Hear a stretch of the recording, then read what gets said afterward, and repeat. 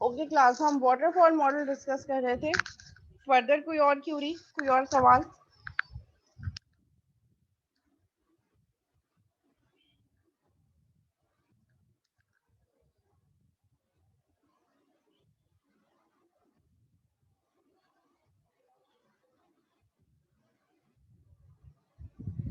Exactly जो हमारे पास बहुत बड़े प्रोजेक्ट होते हैं उसके लिए हम वाटरफॉल अप्रोच यूज नहीं करते। फिर अगर कर तो सकते हैं, देखिए करने को तो सब कर सकते हैं, लेकिन ये है कि वो सुइटेबल नहीं है आपके बड़े प्रोजेक्ट्स के लिए, क्योंकि फिर उसमें बहुत ज्यादा प्रॉब्लम्स आएंगी।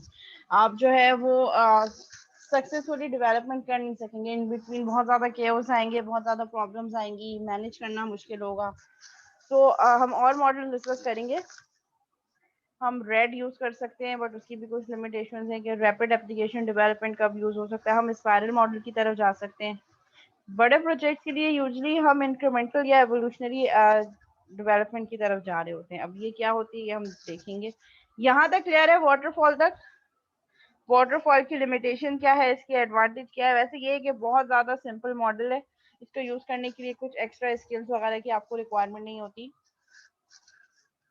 सिंपल है, हर कोई आराम से यूज़ कर सकता है। ओके, नेक्स्ट जो हमारे पास मॉडल है that is called prototyping model. Prototyping को मॉडल भी हम कंसीडर कर सकते हैं, but prototyping can be consider as a requirement gathering tool as well. And अगर मतलब मेरी ओपिनियन लिए जाए तो आई विल सजेस्ट कि आप प्रोटोटाइपिंग के साथ कोई और मॉडल भी यूज करें। अगर आपको लग रहा है कि वाटरफॉल मॉडल है और कस्टमर प्रॉपर्ली अपनी रिक्वायरमेंट्स नहीं बता पा रहा और प्रोजेक्ट का साइज छोटा है, तो आप एक प्रोटोटाइप यानी कि एक्चुअल प्रोजेक्ट बनाने से पहले जो जो रिक्वायरमेंट्स कस्टमर ने आपको दी हैं, आप उसकी एक जीयूआई बना दें, एक यूजर इंटरफेस बना दें। बैक एंड पे कुछ ना हो, फ्रंट एंड पे आप बटन क्लिक करके बस बता दें कि आप बटन क्लिक करेंगे तो यहाँ नेविगेट होगा, ये फॉर्म ओपन होगा, फॉर्म के इस बटन पे क्लिक करने पे फिर नेक्स्ट फॉर्म ओपन होगा, उस पर ये काम होगा। ये सिर्फ डमी डाटा रख के आप फ्रंट एंड दिखा के कस्टमर से रिक्वायरमेंट्स और क्लियर कर सकते हैं अगर वो एक्सप्लिसिटली अपनी रिक्वायरमेंट बता नहीं पा रहा। प्रोटोटाइपिंग मॉडल को हम एवोल्यूशनरी मॉडल भी कह रहे होते हैं। एवोल्यूशनरी मॉडल मींस कि उसी को हम जो है फर्दर उस पर एनहेंसमेंट करके अपना प्रोजेक्ट बनाएंगे। हमने प्रोटोटाइपिंग बनाई, प्रोटोटाइपिंग बनाते के साथ ही फ्रंट एंड बना दिया, बैक एंड नहीं है अभी ना, सिर्फ कस्टमर से रिक्वायरमेंट प्रॉपर लेने और अंडरस्टैंड करने के लिए हमने एक प्रोटोटाइपिंग बना दी। प्रोटोटाइपिंग का पर्पज ये होता है कि एक्चुअल जो सिस्टम जैसे वर्क करेगा, हम उस एक्चुअल सिस्टम बनाने से पहले उसकी एक डमी मॉडल बना दें कि बनने के बाद एप्लीकेशन ऐसे चलेगी, फॉर्म्स वगैरह बना के।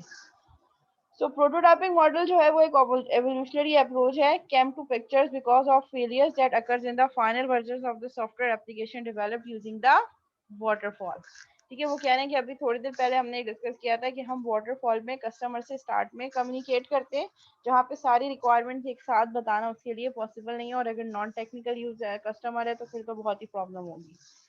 और फिर हम फाइनल वर्जन में उसको उससे बात कर रहे होते हैं, और फाइनल वर्जन में जो है वो उसकी एक्सपेक्टेशंस पूरी नहीं होती, कहते हैं नहीं मेरी तो ये रिक्वायरमेंट ऐसी नहीं, ऐसे होनी थी।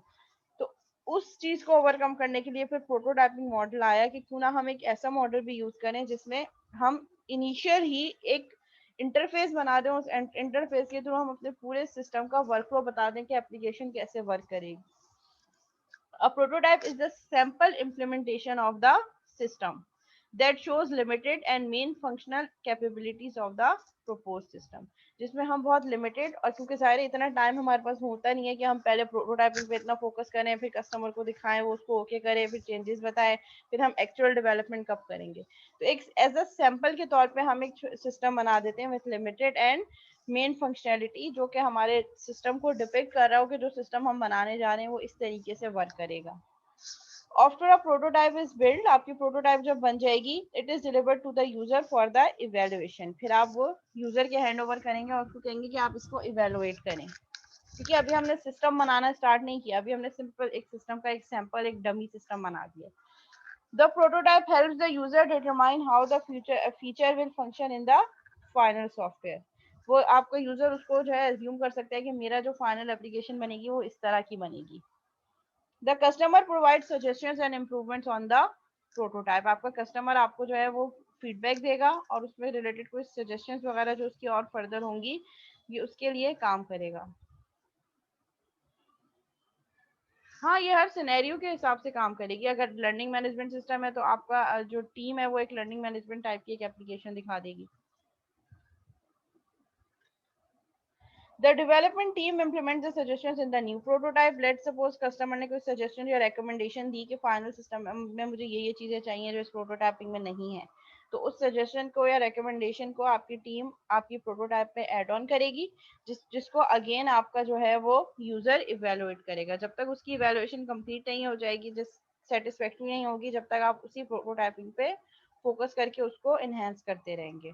The process continues until the user and the development team understand the exact requirement of the proposed system. जब तक आप बार बार changes करते रहेंगे, जब तक आपकी development team और आपके जो कस्टमर यूजर है वो एग्जैक्ट रिक्वायरमेंट पे आके एग्रीड ना हो जाए कि हाँ ये एप्लीकेशन की ये रिक्वायरमेंट ऐसे हो।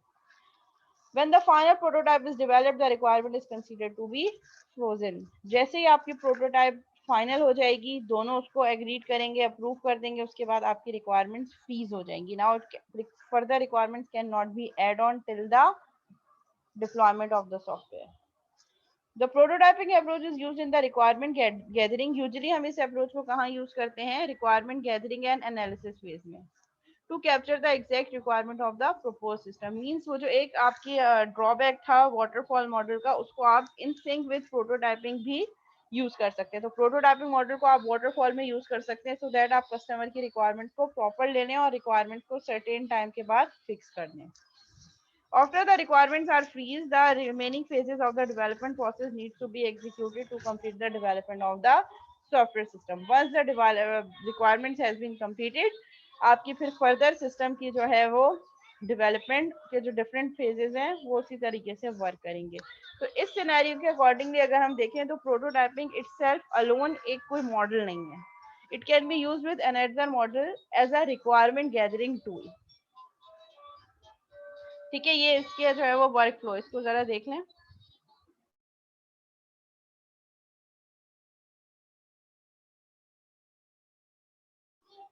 ठीक है, सबसे पहले आपके पास इनिशियल रिक्वायरमेंट्स आएंगी कस्टमर की। ठीक है, आपने क्या किया, आपने डिजाइन की प्रोटोटाइप, डिजाइन दिया, यानी कि एनालिसिस आया, उसको डिजाइन किया, उसके बाद आपने प्रोटोटाइपिंग बना दी। प्रोटोटाइपिंग बनाने के बाद आपने कस्टमर को इवेलुएट करा। अगर कस्टमर सेटिस्फाई नहीं हुआ तो उसने फिर अपनी सजेशन दी, रिकमेंडेशन दी और आपको कहा कि आप इसमें ये चीजें अपडेट करें। वो चीज आप अपने डिजाइन में अपडेट करेंगे, फिर उस डिजाइन के अकॉर्डिंगली फिर वो प्रोटोटाइपिंग को दोबारा से एनहेंस करते रहेंगे। ये साइकिल चलती रहेगी जब तक आपका कस्टमर सेटिस्फाई नहीं होगा। वंस कस्टमर सेटिस्फाई हो गया, आपने क्या किया, आपने जो डिजाइन फाइनल हुआ था उसके अकॉर्डिंगली डेवलपमेंट की और डेवलपमेंट के साथ साथ आपने टेस्टिंग की और मेंटेनेंस की। फेजेस सारे वही हैं, बस आपने डिजाइन के बाद प्रोटोटाइपिंग करके कस्टमर से रिक्वायरमेंट्स को फिक्स कर दिया।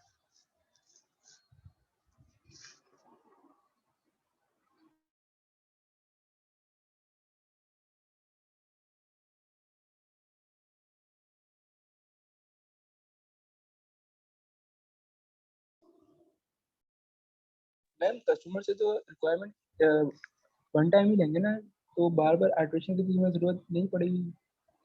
इनिशियल रिक्वायरमेंट्स तो ले ली ना हमने। कस्टमर ने एक दफा हमें कहा कि let's suppose learning management system है, उसमें अटेंडेंस का फीचर होना चाहिए, उसमें क्विजेस होने चाहिए, उसमें अटेंडेंस होने चाहिए, ये सारी उसने इनिशियल रिक्वायरमेंट्स बता दी। आपने उसको एनालिसिस किया, उन जो रिक्वायरमेंट्स उन्होंने दी उस एनालिसिस की बेसिस पे डिजाइन किया, क्योंकि आप डायरेक्ट प्रोटोटाइपिंग पे अगर फोकस करेंगे तो सिस्टम का एनालिसिस और डिजाइन तो अपनी जगह होगा। फिर आपने डिजाइन किया, डिजाइन करने के बाद आपने एक्चुअल सिस्टम डेवलप करने से पहले, एक्चुअल कोड लिखने से पहले उसकी प्रोटोटाइपिंग बना दी कि आपने जो इनिशियल रिक्वायरमेंट्स दी हैं वो इस तरीके से आपका सिस्टम बनने के बाद ये जो हमने प्रोटोटाइपिंग की है इस तरीके से वर्क करेगा। आप इसको एक दफा गो थ्रू कर लें। बैक एंड पे कोई कोड डेटाबेस कुछ नहीं होगा, सिर्फ फ्रंट एंड डमी डाटा। अब आपने जो उस इनिशियल रिक्वायरमेंट जो कस्टमर ने आपको दी थी उसको एनालिसिस किया, उसका डिजाइन दिया और डिजाइन को देखते देखते प्रोटोटाइपिंग कर ली, फ्रंट एंड बना दिया। अब वो प्रोटोटाइपिंग आपने कस्टमर को दिखाई, कस्टमर उसको इवेलुएट करेगा। अगर वो उससे सेटिस्फाई कि हाँ मेरी जो इनिशियल रिक्वायरमेंट थी वो प्रोटोटाइपिंग बिल्कुल उसके अकॉर्डिंगली है, तो वो सेटिस्फाई हो गया, वो कहेगा ओके, फिर आप उस पर डेवलपमेंट स्टार्ट कर देंगे। यानी कि अब जो रिक्वायरमेंट्स है, बेसिकली प्रोटोटाइपिंग का काम ही ये है कि आप रिक्वायरमेंट्स को फाइनलाइज करें। अगर बीच में इन बिटवीन कहीं कोई एम्बिगिटी या कंफ्यूजन है, कस्टमर कुछ और कहना चाह रहा था, आपने कुछ और राइट समझा और लिखा कुछ और, तो उससे डिजाइन भी खराब होगा। तो डिजाइन खराब करने से पहले बेहतर है कि आप डायरेक्ट डेवलपमेंट करने से पहले डिजाइन के बाद आप एक प्रोटोटाइप बना लें, कस्टमर को दिखा दें, वो उसको रन कर करके देखेगा, क्योंकि कस्टमर तो बैक एंड नॉलेज तो उसको नहीं पता होगी ना। अगर मैं एप्लीकेशन आपके लेट से वो सॉफ्टवेयर हाउस से बनवा रही हूँ, तो मेरा तो इससे कोई कंसर्न नहीं है कि वो कौन सी टेक्नोलॉजी यूज कर रहे हैं और पीछे डेटाबेस कौन सी है। मैं तो ये कहूंगी कि मेरे एप्लीकेशन के फीचर्स मुझे चलते हुए नजर आने चाहिए, पीछे कोड कौन सा है, ऊप लगी है या नहीं लगी, मेरा उससे कोई कंसर्न ही नहीं है। मैं कस्टमर या यूजर का ये ऑब्जेक्टिव है कि मेरी रिक्वायरमेंट फुलफिल होनी चाहिए, और वो फ्रंट एंड से मैं पता करूंगी अपनी एप्लीकेशन को चला के मुझे इससे क्या कि इनहेरिटेंस हो रही है या ऊप लगी है या स्ट्रक्चर प्रोग्रामिंग है। मैं तो ये देखूंगी कि अटेंडेंस पे क्लिक करने पर सारे स्टूडेंट्स के नाम आने चाहिए, और मैं उसको चेक करके प्रेजेंट एब्सेंट करूँ तो उसकी अटेंडेंस आगे चली जाए, और मैं वो फ्रंट एंड से टेस्ट करके देखूंगी। तो हम उसको वही फ्रंट एंड टेस्ट करवा रहे हैं। वो फ्रंट एंड देखेगा, यूजर इवेलुएट करेगा, अगर उसकी कोई सजेशन होगी फ्रंट एंड पे कि नहीं ये बटन पे ये नहीं होना चाहिए, पहले ये फॉर्म व्यू होना चाहिए, इस फॉर्म पे ये इन्फॉर्मेशन होनी चाहिए, अटेंडेंस के लिए एक मॉड्यूल ये भी हो सकता है कि जो बच्चे जूम के थ्रू एलएमएस के थ्रू जिन्होंने ज्वाइन किया, मैं आपको सिर्फ एग्जाम्पल के तौर पर बता रही हूँ कि मुझे ना मार करनी पड़े। एलएमएस का एक क्राइटेरिया हो कि सारे बच्चे जो है एलएमएस के थ्रू लॉग इन ज्वाइन करें क्लास, जैसे जूम की मीटिंग, क्योंकि जूम तो इंटीग्रेट हो है ना एलएमएस से। अगर जिसकी ड्यूरेशन अगर हम कह रहे हैं कि 150 मिनट्स की क्लास है, तो अगर किसी स्टूडेंट ने 120 मिनट्स वो जो है उसने ज्वाइन किया है सेशन, तो उसको वो ऑटोमेटिकली प्रेजेंट मार्क कर दे। ये कहा कस्टमर ने कि भाई मैं आपकी प्रोटोटाइपिंग मैंने देख ली, इसमें ये फीचर आप ऐड करें, तो फिर आपकी ये कस्टमर ने सजेशन दी, आप उस चीज को डिजाइन में अपडेट करेंगे, और अपडेट करने के बाद फिर नेक्स्ट प्रोटोटाइप बनाएंगे जो उसकी सजेशन थी उसके अकॉर्डिंगली। फिर वो उसको चला के अपने पास रन करके देखेगा, जो कि डमी डाटा है, अभी एक्चुअल बैकएंड पे कुछ नहीं है, अभी सिर्फ हमने डिजाइन किया है, उस डिजाइन का फ्रंट एंड बना दिया। जब तक कस्टमर सेटिस्फाई नहीं होगा हम प्रोटोटाइपिंग करते रहेंगे। जैसे ही वो सेटिस्फाई हो उसके बाद हम actual code development, database design तो हम यहाँ पे बना चुके हैं, ईआरडी क्लास डायग्राम सब यहाँ पे। जैसे जैसे वो चेंजेस होता जाएगा वो हम अपने डिजाइन में अपडेट करते रहेंगे। वंस रिक्वायरमेंट फाइनलाइज हो गई, डिजाइन कंप्लीट हो गया, उस डिजाइन को देखते देखते फिर हम यहाँ पे डेवलपमेंट करेंगे, कोड करेंगे, उसको टेस्ट करेंगे, और फिर मेंटेनेंस होगी। जी क्लास यहाँ तक क्लियर है?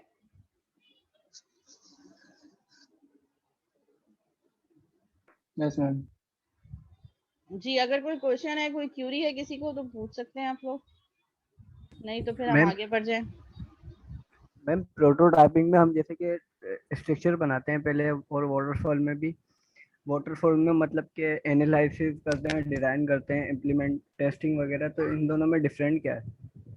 बस सिर्फ इसमें डिफरेंस ये प्रोटोटाइपिंग। है कि प्रोटोटाइपिंग, यही मैंने आपसे स्टार्ट में प्रोटोटाइपिंग पढ़ाने से पहले कहा था कि प्रोटोटाइपिंग को हम एक मॉडल नहीं कह रहे, हम ये कह रहे हैं कि वाटरफॉल की लिमिटेशन को ओवरकम करने के लिए हमने बीच में एक एड ऑन ऐड कर दिया। प्रॉब्लम वहां पे क्या आ रही थी कि रिक्वायरमेंट प्रॉपर गैदर नहीं हो पा रही थी, तो उस चीज को ओवरकम करने के लिए हमने कहा कि हम एक ऐसा मॉडल यूज करें जो कि हेल्प आउट कर रहा हो रिक्वायरमेंट को फ्रीज करने के लिए। आप कभी भी प्रोटोटाइपिंग मॉडल को इंडिविजुअल यूज नहीं कर सकते, आप जब भी देखेंगे प्रोटोटाइपिंग किसी ना किसी मॉडल के साथ एज अ सिंक में यूज हो रहा होगा। तो इसीलिए मैंने कहा था कि इसको हम मॉडल से ज्यादा रिक्वायरमेंट गैदरिंग टूल कंसीडर कर रहे होंगे। फेजेस वही एसडीएलसी के, वो जो वाटरफॉल के देखे हमने वही होंगे, लेकिन डिजाइन के फौरन बाद डेवलपमेंट होने के बजाय हम क्या करेंगे, डिजाइन के फौरन बाद हम प्रोटोटाइपिंग कर लेंगे, ताकि जो रिक्वायरमेंट लेते वक्त जो प्रॉब्लम्स हुई हैं वो एनालिसिस और डिजाइन उसको हम साथ साथ अपडेट करते हैं, सो दैट रिक्वायरमेंट जो कंप्लीट नहीं हो पा रही थी वो रिक्वायरमेंट हमारी कंप्लीट हो जाए। जी और कोई question?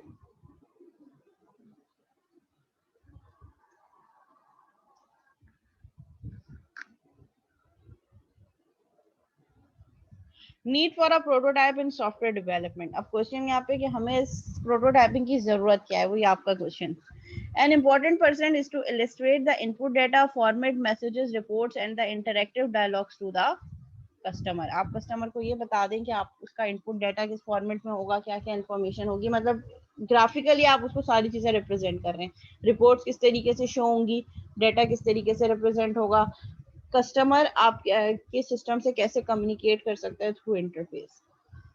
This is a valuable mechanism for gaining better understanding of the customers need, क्योंकि अब कस्टमर से आप कम्युनिकेट थ्रू सिस्टमेटिक वे में कर रहे हैं, ठीक है, जबानी कलामी बात नहीं हो रही, उसके सामने एक सिस्टम है, आपने उसको कहा कि आपने जो हमें रिक्वायरमेंट बताई थी उसके अगेंस्ट हमने ये सिस्टम, ये प्रोटोटाइपिंग जनरेट किया, आप इसको गो थ्रू करते हैं, आपकी यही रिक्वायरमेंट्स हैं, आप यही एक्चुअली में आपकी मीनिंग थे जो आपने रिक्वायरमेंट्स हमें दी है, उसमें कुछ चेंजेस चाहिए।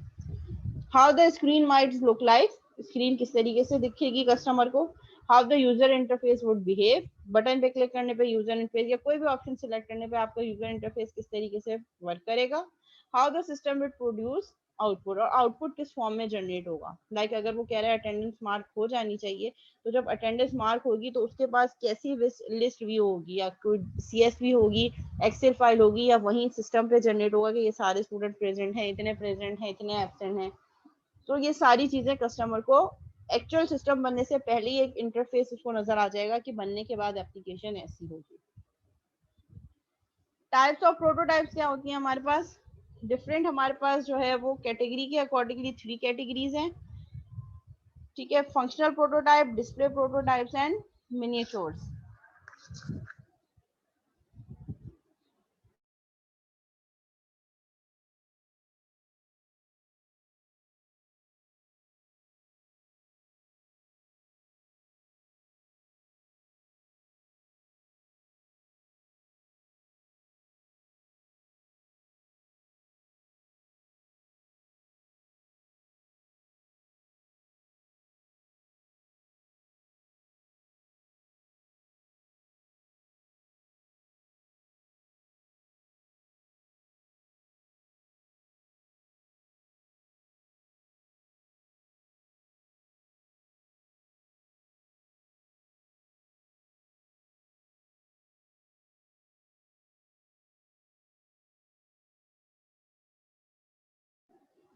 ठीक है, जो हमारे पास डिफरेंट कैटेगरीज वाइज हमारे पास हम प्रोटोटाइप को 2 डिफरेंट वेज में ब्रेक कर सकते हैं। First one is usability and second one on basis of category, ठीक है, कि रिप्रेजेंटेशन क्या होगी उस प्रोटोटाइप में। Functional prototype, display prototypes and miniatures. Functional prototype वो होगी कि एक्चुअल बनने के बाद आपकी एप्लीकेशन किस तरीके से फंक्शनैलिटी परफॉर्म करेगी, तो मेन फोकस आपका फंक्शनैलिटी पे होगा, ठीक है। आप यूजर इंटरफेस बेटर बनाने से ज्यादा आपका फोकस ये होगा कि यहाँ क्लिक करने पर कौन सा फंक्शन फीचर कैसे परफॉर्म हो रहा है, तो focus is on functions, features पे फोकस ज्यादा होगा। अगर हम डिस्प्ले प्रोटोटाइप्स की बात करें तो display prototypes look and feel पे ज्यादा फोकस कर रहा होगा, ना के फीचर्स पे। तो यहाँ पे आपका मेन फोकस डिस्प्ले पे होगा कि बटन किस कलर का होगा, बैक एंड पे जो है वो हेडर किस तरीके का होगा, कलर कॉम्बिनेशन क्या होगा, इमेजेस कौन से यूज होंगे, तो वो डिस्प्ले पे फोकस ज्यादा होगा। फंक्शनल का फीचर्स पे फोकस ज्यादा होगा, और डिस्प्ले का किस पे होगा, यूजर इंटरफेस पे, लुक एंड फील पे।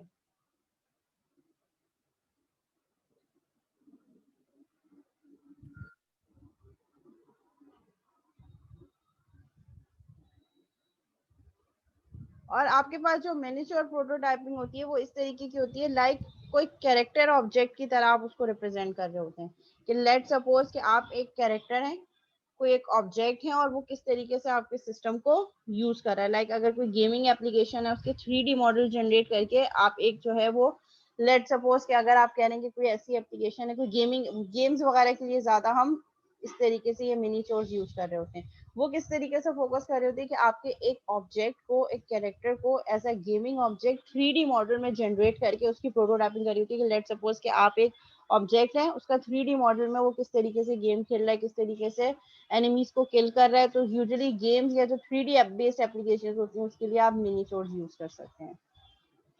और अगर हम यूजेबिलिटी परस्पेक्टिव से देखें तो टू टाइप्स की प्रोटोटाइपिंग होती है, throw away prototype and evolutionary prototype. Throw away prototype हमारे पास क्या होती है, थ्रो अवे प्रोटोटाइप ये प्रोटोटाइप होती है कि आपने प्रोटोटाइपिंग बनाई, कस्टमर से कम्युनिकेट किया, वो सेटिस्फाई हो गया, फाइनल कर दिया, आपने उस प्रोटोटाइप को डिस्कार्ड कर दिया, means that prototype is not part of project development. Evolutionary prototype क्या होती है, आपने जो यूजर इंटरफेस बनाया उसी को एनहेंस करके आप सिस्टम डिजाइन कर ले, मींस वो आपकी डेवलपमेंट का पार्ट है।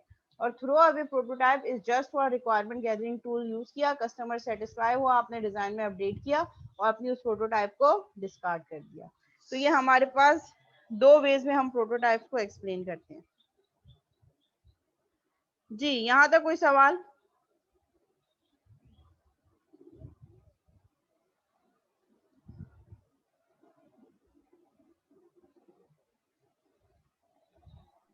बस ये टाइप्स दोबारा बता दें जो आपने कैटेगरी बताई है ना। Category functional, display and miniatures. जी ठीक है, यहाँ पे फंक्शनल प्रोटोटाइप ऐसी फंक्शनल टाइप जो आपके फीचर्स पे फोकस कर रही होगी कि बनने के मतलब एक आप ऐसी चीज बनाएं कि आप कस्टमर से फीचर्स में रिलेटेड, अगर आपको कोई एम्बिगिटी है कि ये फीचर मेरे कस्टमर ने मुझे प्रॉपरली बताया नहीं है कि ये इस तरीके से वर्क करेगा, तो उसके लिए आपने क्या किया, उसके लिए आपने एक प्रोटोटाइपिंग बना दी कि एक्चुअली जो फोकस कर रही है आपके फीचर्स पे, ये आपके पास फंक्शनल प्रोटोटाइप होगी। इसको हम इस तरीके से भी कह सकते हैं, ठीक है, डिस्प्ले से ज्यादा फोकस फंक्शन पर होगा। आप चाहें तो इसकी डेफिनेशन अगर लिखना चाहें तो लिख लें, या मैं इसके आगे यहाँ पे मेंशन कर देती हूँ। इसको हम कैसे एक्सप्लेन कर सकते हैं, प्रोड्यूस जो भी इस फीचर्स पे डिपेंड कर रही फॉर है। The product, exactly. मतलब हम इतना फोकस डिस्प्ले पे नहीं कर रहे, हम अभी कलर स्कीम और कलर कॉम्बिनेशन और क्या टेक्स्ट शो होगा हम उस पर इतना फोकस नहीं कर रहे। मेन हमारा फोकस जो फीचर्स पे है कि वो फीचर्स क्या क्या परफॉर्म करेगी, डिपेंडेंट ऑन। और डिस्प्ले में फिर मिस ये हो जाएगा कि वो उसमें डिस्प्ले किस फीचर तरह नहीं का कर होंगे, रहा है एग्जैक्टली उसमें फीचर्स नहीं, कम से कि कम होंगे, मिनिमम फीचर्स विद कौन सी। Display aspect. जी इसमें मिस ये भी आ सकता है ना डिस्प्ले में कौन सी यूआई जो है वो जीयूआई पी से चल रही है, अब कौन सी है। जीयूआई तो एक ही होगी ना, बस आप ये उस जीयूआई को इतना ज्यादा मतलब बनाएंगे कि लुक एंड फील उसका बेटर होना चाहिए, डिस्प्ले जो है वो ऐसा हो कि इजीली यूजेबल हो। ठीक है, सो हम देखिए फंक्शनल मिस प्रोटोटाइप को मिस कैसे डिस्कस कर सकते हैं, produce for the products dependent on function rather than display. यहाँ फंक्शन का मतलब है फीचर्स, कि वो कौन कौन से ऑप्शंस परफॉर्म कर रही है, ये हमारे पास फंक्शनल प्रोटोटाइपिंग है। डिस्प्ले प्रोटोटाइप वो होगी जिसमें हमारे पास क्या चीज होगी, जिसमें हम डिस्प्ले पे फोकस ज्यादा कर रहे होंगे, और बेसिकली ये वहां यूज हो रही होंगी, लाइक जैसे फैशन इंडस्ट्री है, कोई ऐसी दराज वगैरह की ऐप है जिसमें प्रोडक्ट्स वगैरह सेल हो रही है, तो वहां पे हम फीचर्स पे भी फोकस करेंगे, लेकिन फर्स्ट टाइप हम डिस्प्ले पे ज्यादा फोकस करेंगे कि मेरी प्रोडक्ट कैसे शो हो रही है, जूम इन करने पे नजर आ रहा है एम्ब्रॉयडरी किस तरीके से, कलर कॉम्बिनेशन क्या है, क्या कुछ एम्बेलिशमेंट है तो वो शो हो रही है। तो वो डिस्प्ले प्रॉपर्टी, जैसे यूजुअली हमारी फैशन इंडस्ट्री में ज्यादातर डिस्प्ले प्रोटोटाइप्स यूज होती हैं, जहाँ पे हम डिफरेंट कैटलॉग्स बना के दिखा रहे होते हैं, जहाँ पे लुक्स ज्यादा मैटर करते हैं कि लुक एंड फील क्या होगा, और हमने रिप्रेजेंटेशन किस तरीके से करनी है अपने डाटा की। जी आपका कोई क्वेश्चन था,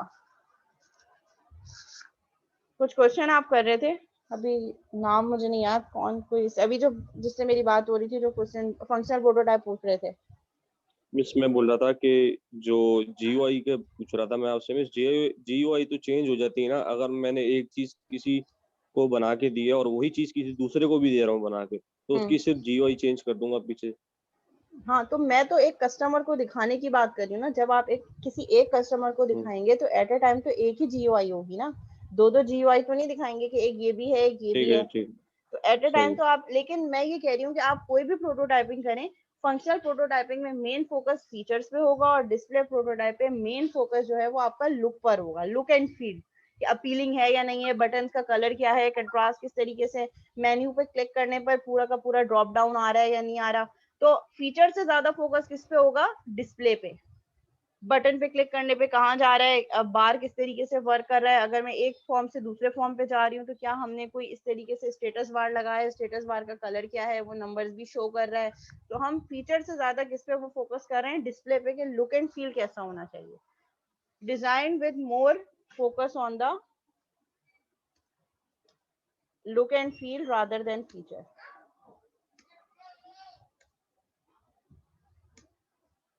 रादर देन फीचर्स। तो यहाँ पे आप फीचर्स से ज्यादा लुक एंड फील पे काम कर रहे होंगे।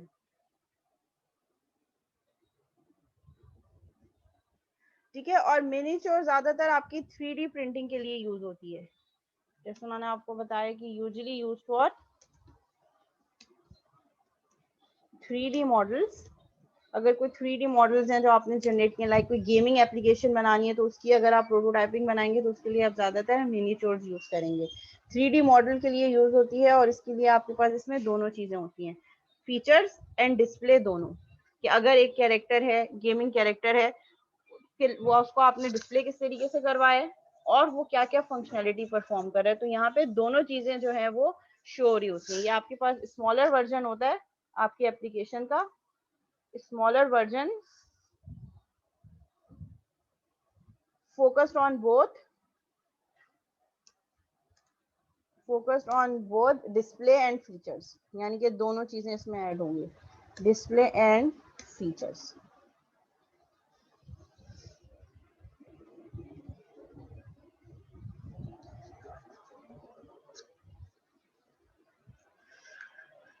ठीक है, और किस तरीके से इसको यूज करना है, इसकी भी दो टाइप्स हैं, throw away and prototype. Throw away prototyping में क्या होगा, just use for requirement gathering, just used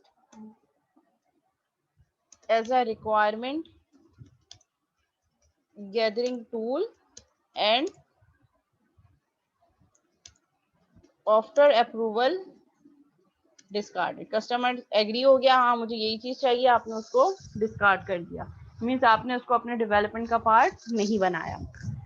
ठीक है, evolutionary prototype use as a requirement gathering tool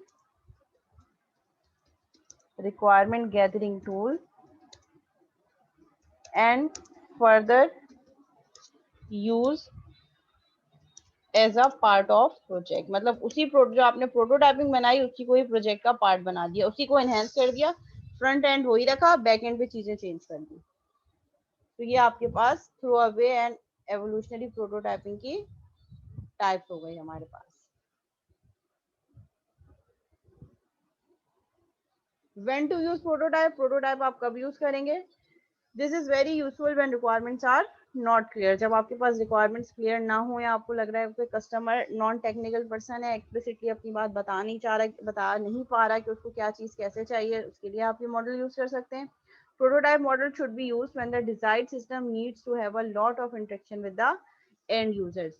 जब एंड यूजर की बहुत ज्यादा इंटरेक्शन हो सिस्टम में, लाइक ऐसा एप्लीकेशन हो जिसको बहुत सारे लोग यूज कर रहे हो, टीचर भी, यूजर भी, एडमिन भी, मैनेजर भी, सब लोग यूज कर रहे हो, और एंड यूजर में ज्यादा से ज्यादा यूजर की इंटरेक्शन हो, तो उस टाइप के एप्लीकेशंस के लिए आप प्रोटोटाइपिंग बहुत ज्यादा यूज करेंगे। लेट सपोज अगर कोई सर्वेलेंस सिस्टम है, जो कि आपने किसी भी जो है वो वॉक थ्रू गेट पे लगाना है कि जो लोग जा रहे हैं बस उसको स्कैनिंग करें, तो वहां पे यूजर से इंटरेक्शन इतनी नहीं है उस सिस्टम की। लेकिन कोई ऐसे सिस्टम जो एंट्री लेवल सिस्टम है जिसमें यूजर बहुत ज्यादा इंटरेक्ट कर रहा है, जैसे पॉइंट ऑफ सेल एप्लीकेशंस हैं, बारकोड रीडर से, तो ऐसे सिस्टम्स के लिए प्रोटोटाइपिंग बहुत ज्यादा इंपॉर्टेंट होगी। Typically, online system web interfaces have a very high amount of interaction with end users are best suited for prototyping model। देखा, online system web based interfaces जो हैं वहां पे आपको ज्यादा से ज्यादा इंटरेक्शन चाहिए होगी यूजर्स की, इन सिस्टम्स के लिए आप प्रोटोटाइपिंग मॉडल को यूज कर सकते हैं as a requirement gathering tool. Again आप ये नहीं सोच सकते कि प्रोटोटाइपिंग मॉडल को मैं अकेले यूज कर लूं without using another model, so it can be used as a requirement gathering tool as well। अच्छा, मैं अटेंडेंस ले लेती हूँ पहले, फिर इसके बाद नमाज का ब्रेक ले लेते हैं। हाँ, रिकॉर्डिंग मुझे अपलोड करनी है इंशाल्लाह, आज रात तक मैं अपलोड कर दूंगी दोनों क्लासेस की।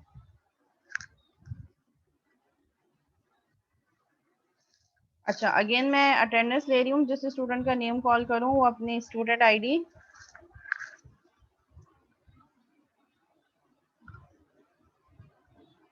मोहम्मद रहीम अख्तर, मोहम्मद मास खान 8524। Present ma'am. बेटा चैट पे अटेंडेंस सेट कर दो विद स्टूडेंट आईडी 8524 मोहम्मद मास खान। ठीक है, मोहम्मद अम्मार नईम, हारिस नवाज,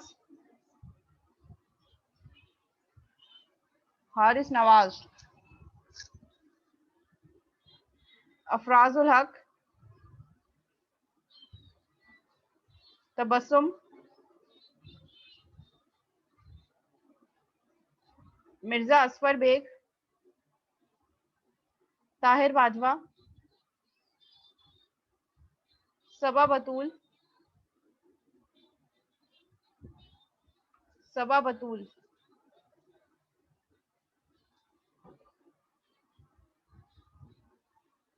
मोहम्मद बिलाल लतीफ, मोहम्मद बिलाल लतीफ।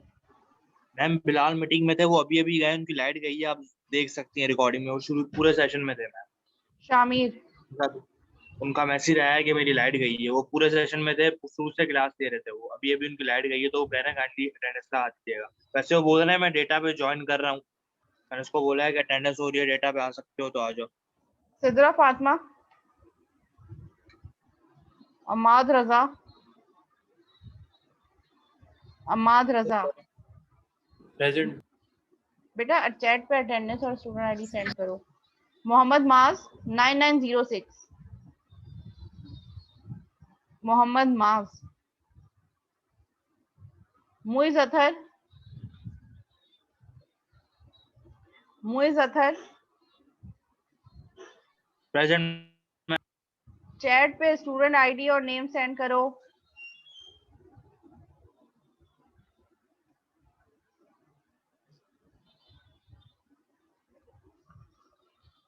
सैफ मोहम्मद। मोहम्मद हसनैन।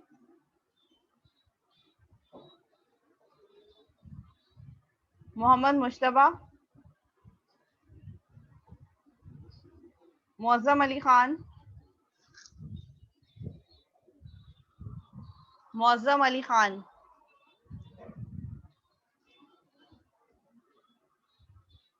उसामा मीर। उसामा मीर।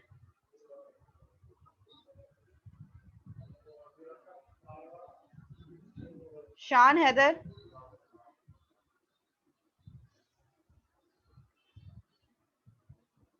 मोहम्मद हसान। मोहम्मद हसान।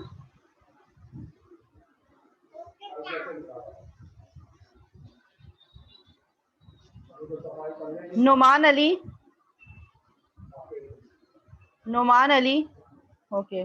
मोहम्मद मास 9967। सैयद फरजान बुखारी। मोहम्मद हसान सुहेल। मोहम्मद हमजा। मोहम्मद उसामा नदीम।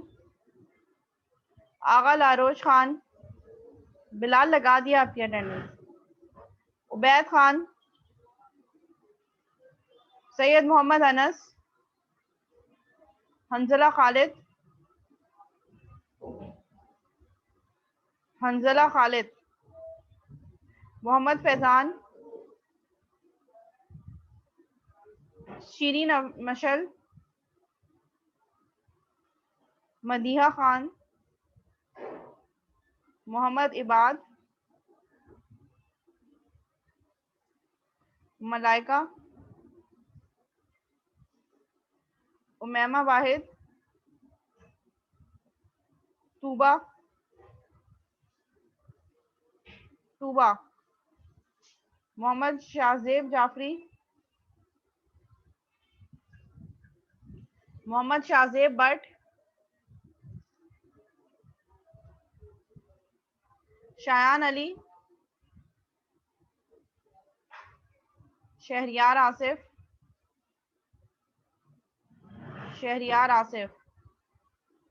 शबीर। हुजैफा हुसैन।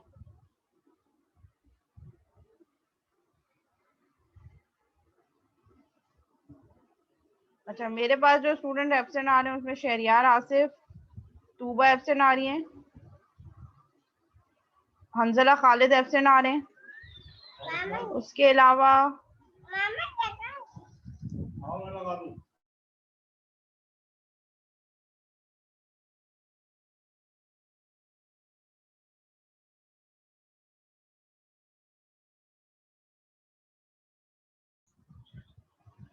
और हंजला खालिद एब्सेंट है मेरे पास, और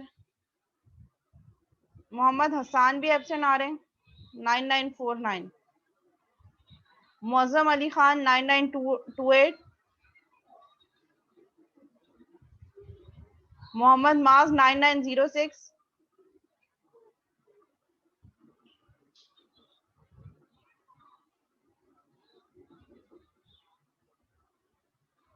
जब मैं नेम कॉल कर रही होती हूँ तब आप लोग सो रहे होते हैं।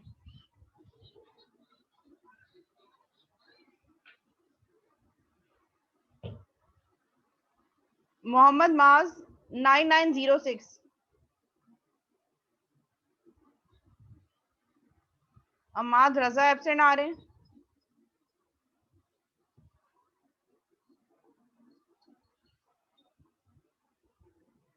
ओके, जो स्टूडेंट मेरे पास एब्सेंट आ रहे हैं उनमें अमाद रजा एब्सेंट आ रहे हैं और अमाद एब्सेंट है जस्ट। अच्छा, नेक्स्ट टाइम हम अटेंडेंस का ये देखेंगे कि मैं 2 टाइम्स नेम कॉल करूंगी, जिसने अटेंडेंस सेंड कर दी चैट पे उसकी मार्क हो जाएगी। और at the time of attendance मैं किसी जो भी मीटिंग में ज्वाइन करना चाहेंगे मैं किसी को ऐड नहीं करूंगी। ठीक है, अब हम ब्रेक ले लेते हैं 20 मिनट्स का। 2:25 में हम 20 मिनट्स के ब्रेक के बाद फिर दोबारा कंटिन्यू करेंगे सेम मीटिंग आईडी पे 2:25।